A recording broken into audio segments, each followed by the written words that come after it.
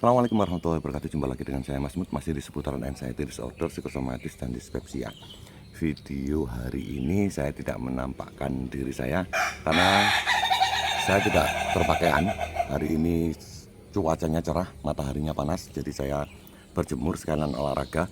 Saya berolahraga hari ini 45 menit dengan asupan gizi yang saya pakai hari ini. Tadi 2 pisang, 3 kurma, saya blender jadi smoothies. Saya minum separuhnya saya minum setelah olahraga.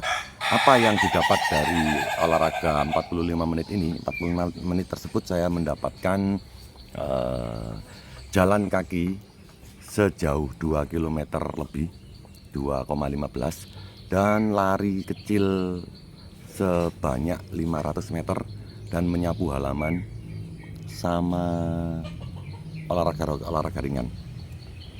Itu yang saya dapat, alhamdulillah.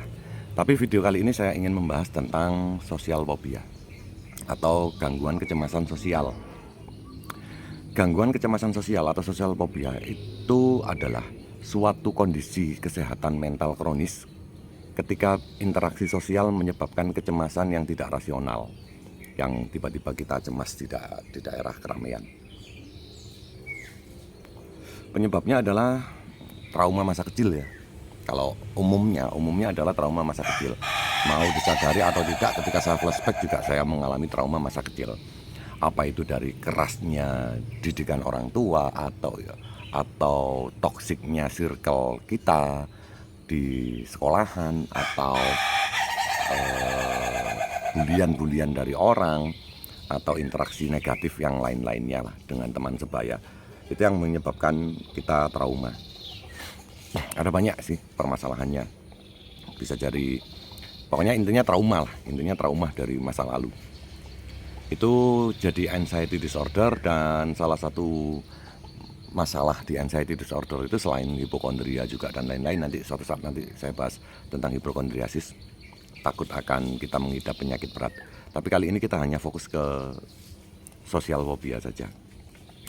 Sosial fobia itu bisa hilang dengan cara, kalau bisa sembuh ya, dengan cara, kalau medis itu kalau ke medis sampean ke psikiater, sampean dikasih obat antidepresan, dan ketika sampean cemas atau sampean dilatih untuk keluar rumah ke daerah yang ramai, sampean minum obat dulu, sampean tidak akan mengalami apa-apa.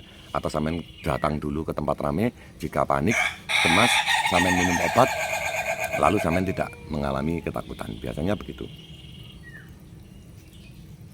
Kalau saya sendiri sembuhnya tanpa obat ya, tanpa obat. Saya menghilangkan pikiran negatif, saya ganti dengan pikiran positif. Saya melatih diri saya untuk menghadapi situasi yang membuat saya takut. Ketika saya takut di daerah keramaian, saya akan keluar menenangkan diri untuk ngerokok. Ketika saya berani untuk masuk lagi, saya masuk lagi. Ketika tidak takut lagi, saya keluar lagi. Ketika berani, saya masuk lagi. Saya lawan selalu seperti itu di beberapa tempat, termasuk di acara penguburan orang yang sudah meninggal. Saya menghadiri pemakaman itu, yang setiap pulang dari pemakaman tersebut saya kumat, takut sendiri, anxiety sendiri. Saya lawan terus. Akhirnya saya berani. Terus terapinya saya terapi belajar teknik pernafasan ya, 785 itu, ambil nafas 7 detik, tahan 8 detik, dikeluarkan 5 detik. Atau sebaliknya ya, sampai lupa saya, 578 kali ya.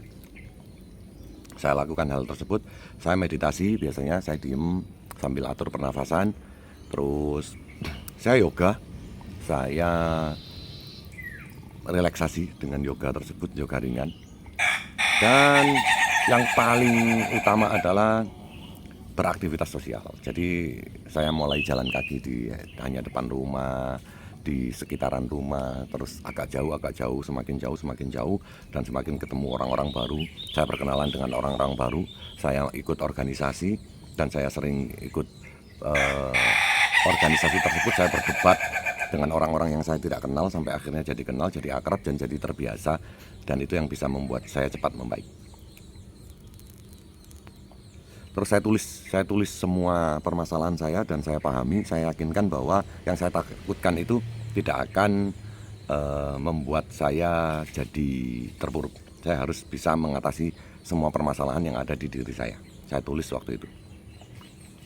Nah, sebenarnya tidak itu aja sih. Sebenarnya ada banyak yang saya lakukan. Saya pernah hipnoterapi, saya pernah konsultasi ke teman saya yang dokter, saya ngobrol-ngobrol, saya berdamai dengan diri sendiri, saya mengobrol dengan istri.